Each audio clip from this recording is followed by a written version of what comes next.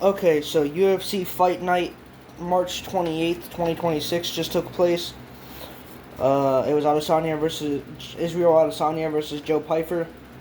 This will be the first and probably the last time I cover the prelims. But there were some really good fights on the prelims, some confusing fights on the prelims. But I would go through the entire main card and three separate fights for the prelims, starting with the prelims. The first fight I want to talk about, I'm going to butcher the hell out of all of these names.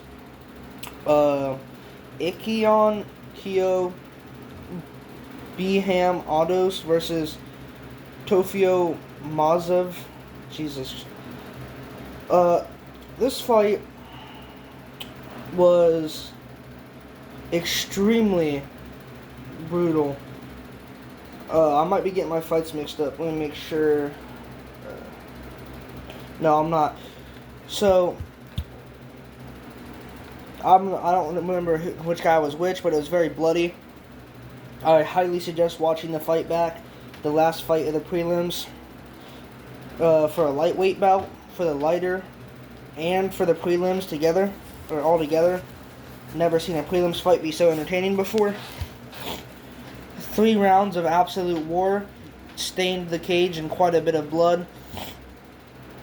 Highly suggest watching it back. It was a great fight, but the guy who won is a cheater. He was stunned and rocked, and he was about to probably be on the verge of knocked out, and he held onto the cage to stop a takedown. Then he headbutted him, which definitely made the cut worse, or opened it, I couldn't tell. These next two are just, I just wanted to include because how interesting they were. Merson Tabora versus Tyrell Fortune. Tyrell Fortune is an animal. I'm going to be honest, I don't know who won. I very well could have seen a draw, but I don't know. So, it was announced that Tabora won, and you may say, you may have already seen the stats, it says Tyrell won. It was announced that Tabora won. Tyrell Fortune was walking back to the locker room, clearly pissed off after losing. He was called back to the cage, and it was actually read out wrong by Bruce Buffer. And it was revealed that he had actually won, and it was just mixed up somehow. Don't know how that works, but Tyrell Fortune does beat Tabora. And I think this guy has a lot of promise in the heavyweight division. So, yeah. Ricky Simone versus Adrianez. Yeah, I definitely wrote that wrong. But anyways, Ricky Simone, somebody who I've watched before. He's a good fighter. It was a draw. That's why I thought I'd include it. That's kind of rare, if you ask me, from what I've seen. It was an alright fight. It was a little bit hard to score. It was pretty back and forth. Nothing much to say there. Just wanted to include it because of the draw. Now let's get to the main card, starting with Terrence McKinney versus Kyle Nelson. The only two names I'm probably going to get right. This was a lightweight bout, and Terrence McKinney, man, 24 seconds it took him to end that fight. Kyle tripped, and he just couldn't recover from there. Apparently, Terrence McKinney, that was his 14th first-round finish. I think this guy has a lot of potential to be a future champion. He's going to go far in the sport, I think. Middleweight bout. Yeah, this is what I mean. Mansour Abu versus Malik. Malik is also part of his name. And Yusur. I'm not even going to try. It was an alright fight. Not much to say about it, honestly. But it was still an alright fight.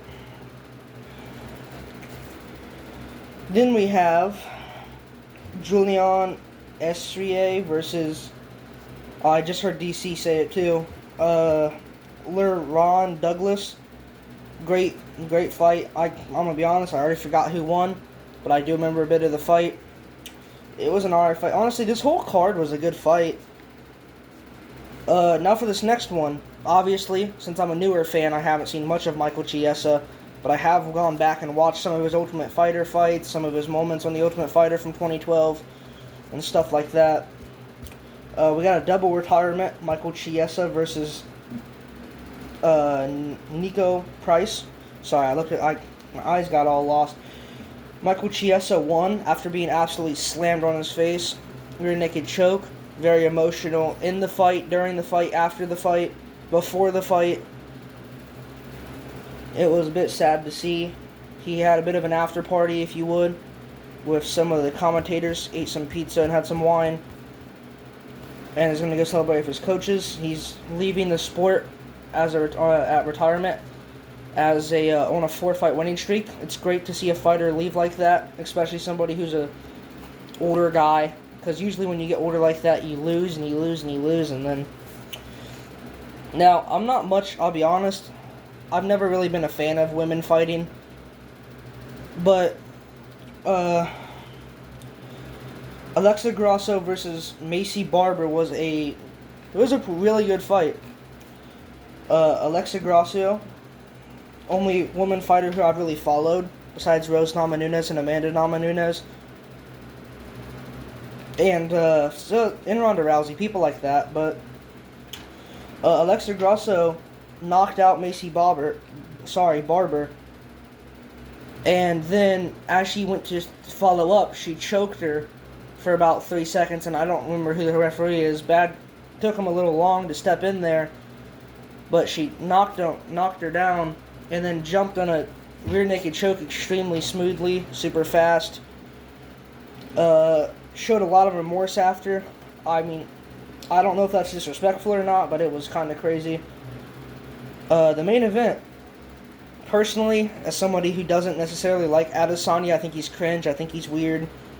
I just think that he's definitely good, I'll give him that, but I just don't like Adesanya very much. But for the main event, we have Joe Pyfer versus Israel Adesanya, Body Bags versus Stylebender. So, started off, and I think very well, I think up into the TKO, Joe Pyfer won both rounds, but Adesanya can make an argument, or you can make an argument for Adesanya winning round 2. He knocked him down, not knocked him out, he took him down, and then he was great on the ground, showed some great transitions and great control. Adesanya gave up his back, was a bad idea, and he gave him a TKO.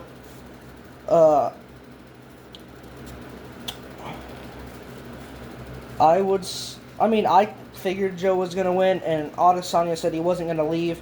Definitely something that I think he should do, especially being on a four-fight losing streak. Joe Pyfer is now on a 4-fight winning streak. If you ask me, Adesanya should retire just before he tarnishes his legacy more than he's already kind of have. Obviously, it's a bit of a controversial take, but, I mean, it's been 4 straight losses. He's not getting any younger. He's 36. I mean, I don't know. He's probably not making his way back to the title. It depends on who they give him next. But, yeah. So, I'll make sure I do this more. Here's my notes. Pretty shitty writing, but, yeah. I didn't make any predictions for it, but I did have Pyfer. I don't know why I included that, but yeah. So, I don't know when this video is going to be up, but yeah. Thank you for watching.